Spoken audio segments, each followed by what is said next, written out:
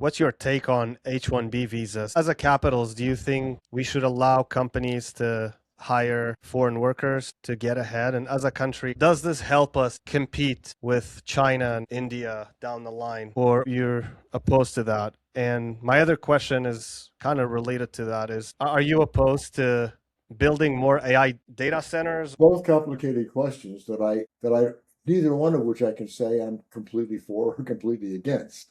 I think H-1B visas have a place. I think it's awfully easy for a company to take advantage of that and harm American workers. And so I think that that's a place where there should be guardrails, where the government should say, under these circumstances. So, for example, if you can prove that we need more highly trained brain surgeons, and there aren't enough in the pipeline and there aren't enough in existence that we want to go hire somebody from somewhere else to do that, great. That helps the country. But having a situation, and I know of a couple of these, where an American worker is put in a position of having to train a foreign worker to replace him, I think that's sick, and that shouldn't be allowed. So it's like with a lot of these things, it's not a simple yes or no question. It's a question of, can we put in place systems that will make it work better and fairly and in ways that will help the country and all the individuals get better. And I think that's what we all want.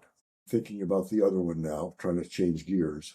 It was the data centers. There's a lot of Yeah, hot debate about it. I think we're probably going to have data centers.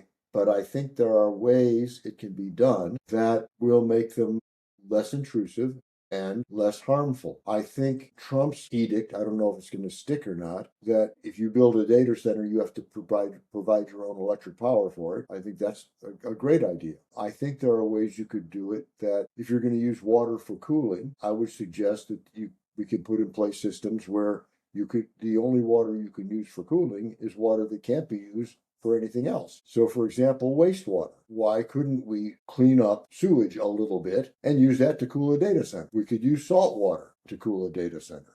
Musk is talking about putting data centers in space where you don't need to cool them because it's cold out there.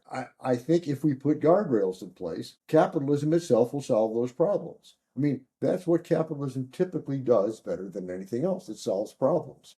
I'm sure you remember when the government wanted to mandate compact fluorescent light bulbs. Sure, we'd all like to see less electricity use and less pollution. People hated them. There was a huge rebellion. But then capitalism solved the problem and came up with LEDs. And people love those things. They buy them like crazy. And so we have to trust the markets. And again, it's back to that problem of ambiguity. We have a problem trusting stuff that we don't see how it's going to happen. And that's often the case with capitalism. It solves problems in ways we never saw coming.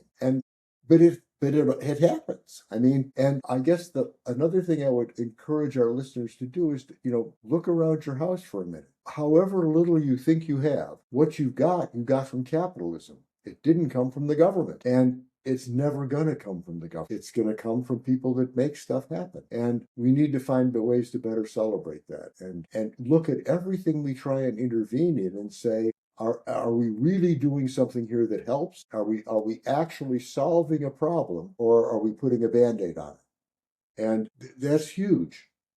That's how we have to guide every decision we make, particularly as voters, and say, is what this person is talking about, is he really solving a problem, or is he just patching it up? Is it going to still be a problem 10 years from now if this person does that?